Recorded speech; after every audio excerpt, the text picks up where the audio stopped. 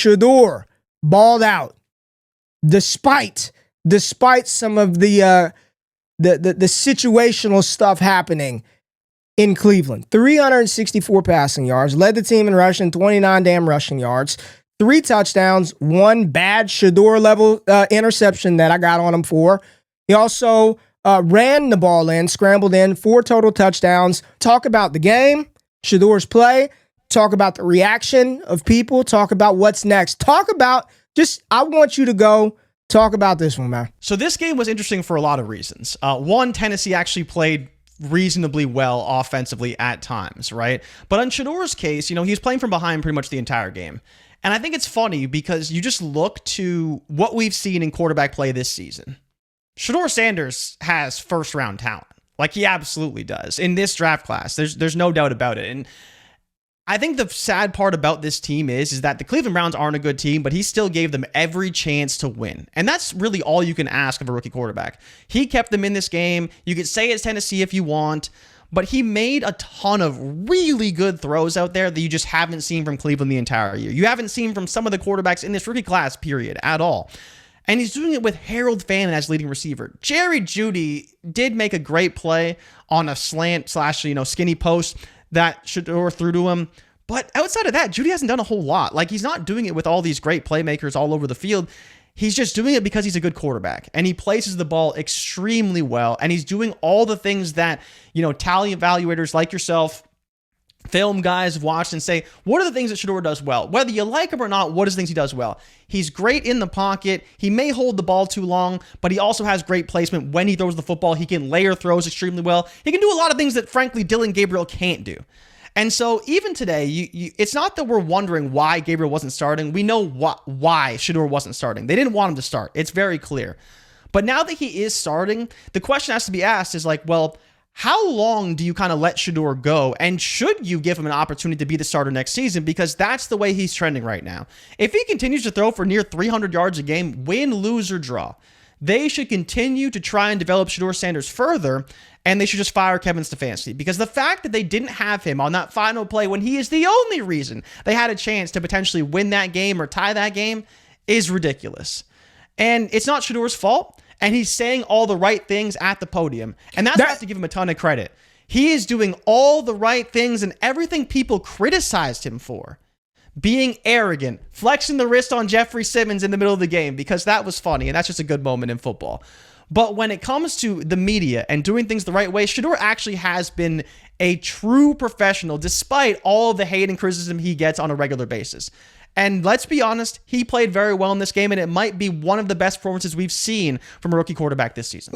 Let's listen to Shedeur talk about his pick. Everybody interception, I say I feel we stagnant, I'm trying to get a spark.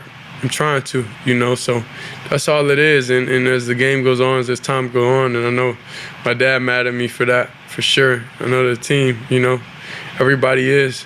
But I would say as time goes on, those decisions and those things, will slim down. And we won't be in situations where I have that feeling, like I got to make something happen. So, yeah.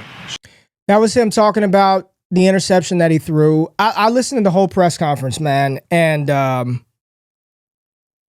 love him or hate him, right? And I don't even understand why people dislike him, because he's just him.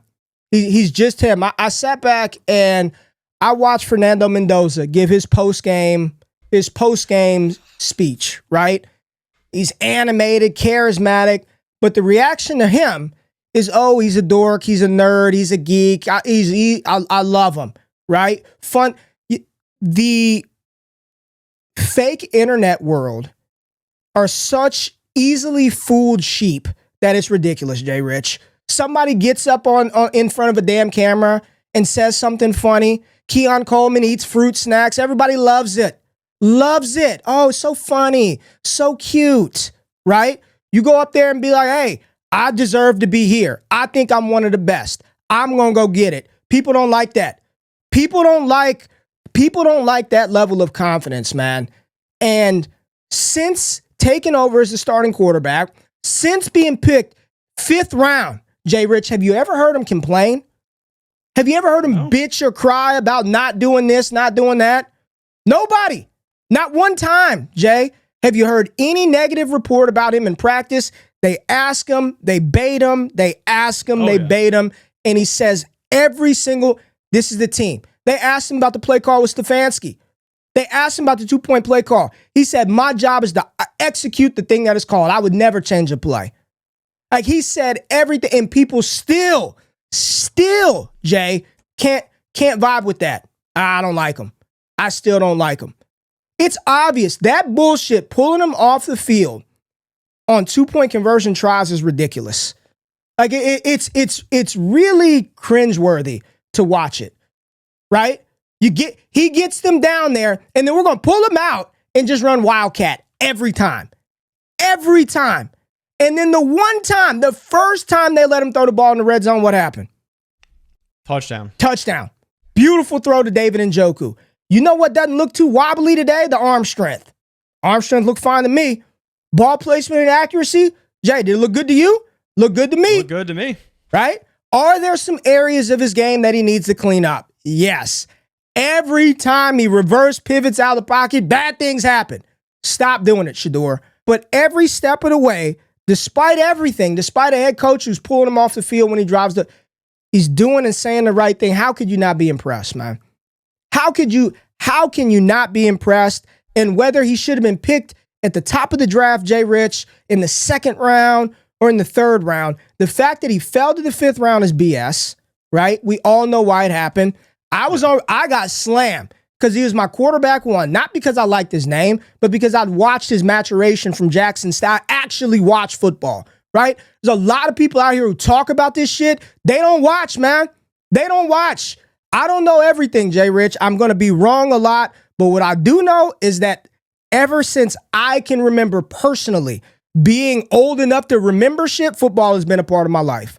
I was fortunate enough to play a little bit of college ball, right? I'm fortunate enough to have friends that have played high-level football. I'm fortunate enough to be in a position now to talk to folks that are involved at the highest level of football. Like, I actually watched the game, man, and I know that it's Tennessee. I know that this wasn't the 85 Bears. This wasn't the 2000 Ravens, right? Hell, this wasn't the Dallas defense of 2 weeks ago. But the Tennessee Titans have played other quarterbacks in the NFL who have not thrown for 300 yards versus them. He's doing it with Judy and Tillman and no running game. Yeah, this game, they couldn't run Like, the ball. come on, man. I still am very hesitant and skeptical on his future success in Cleveland. Because part of me, Jay, I don't think it's Stefanski's call. Part of me feels like this is a higher power saying, don't put him out there. He can't look good. Didn't they already say he wasn't my pick? Didn't the owner already come out and say he wasn't my pick? And I'm telling you right now, Jay. Oh, yeah, he did. Yeah. He came out, he said it wasn't my pick. This ain't my dude. This reeks of some other stuff. And you know what's going to happen?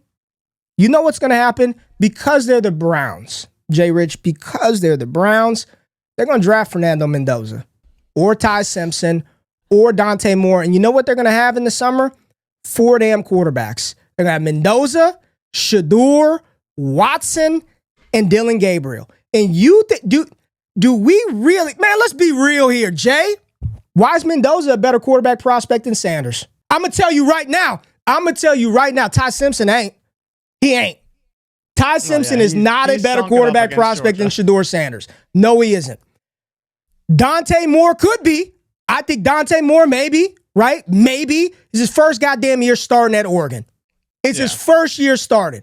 I'm not sold that Mendoza is a better quarterback than Shedeur Sanders as a prospect. Dude, these dudes, they're about to go up for Heisman, JRich. They don't hold a candle to what Mac Jones did in college, but yet we're supposed to. I don't give a shit what Dane Brugler or anybody says. I'm not buying these are high-level NFL quarterback prospects here in 2026. Not buying it.